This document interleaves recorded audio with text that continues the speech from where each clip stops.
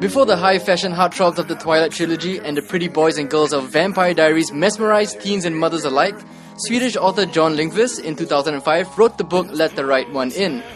The tale is essentially about the relationship between a 12-year-old boy, Oscar, and a vampire child named Eli. The book spawned a very successful Swedish film adaptation of the same name.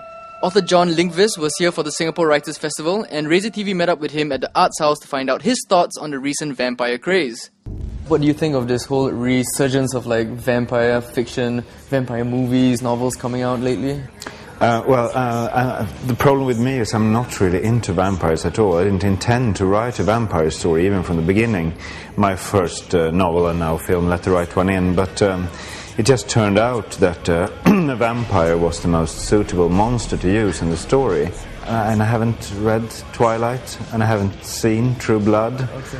Well, it's a lie. I haven't seen True Blood. I saw the first 2 episodes, but I thought the first one was good, but then the second one, no. And Twilight, I intend to read the first one, but it just hasn't come about. I wanted to read other things first. I'll read the first one to see what it's all about. So the author of a popular vampire novel isn't really into vampires, nor has he watched Twilight, yet very refreshing. Well, John, why would you use a vampire in your story in the first place?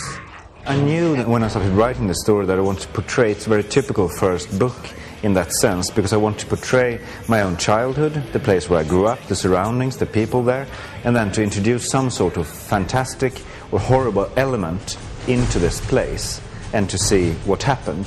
And it was after writing a few pages, or 50 pages of the story maybe, that I realized that the vampire would be the most suitable fantastic element or monster. Once I realized that I intended the protagonist, the young boy, to befriend the monster, and this would have been difficult with a zombie or a creature from outer space. But a vampire was a good thing. It's cool to note at this point that John's new book, Handling the Dead, is about zombies. More specifically, how the citizens of Stockholm, Sweden deal with a mass resurrection of the dead. But before that, let's get back to the vampires. What did a vampire represent in John's book? Well, in my case, in my story, and hence the title, Let the Right One In, it represents the unknown coming into your life in one way or another.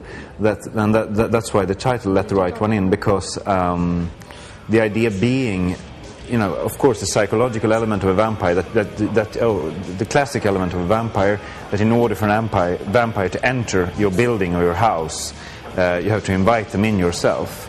But the idea here being also that it's like a recommendation, let the right one in, that you yourself have to decide or invite the thing that can destroy you or save you, but it doesn't come by itself, you have to invite it.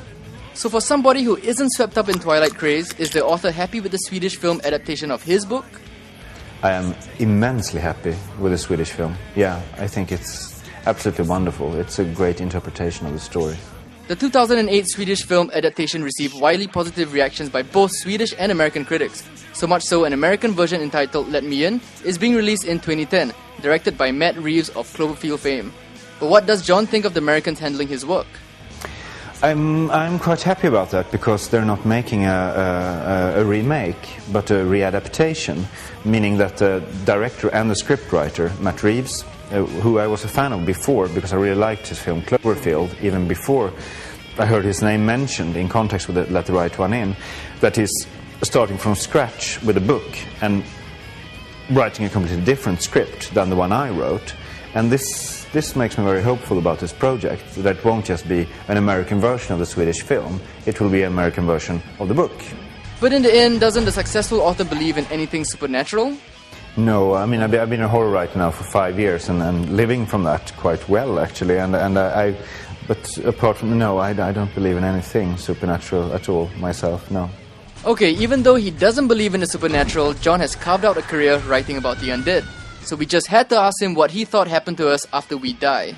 Oh shit! Yeah. I think we become into the things we stuff into sofas. I don't know. I don't know. Yeah. It's not my. I have written different versions of this in different stories, but I haven't got the slightest idea.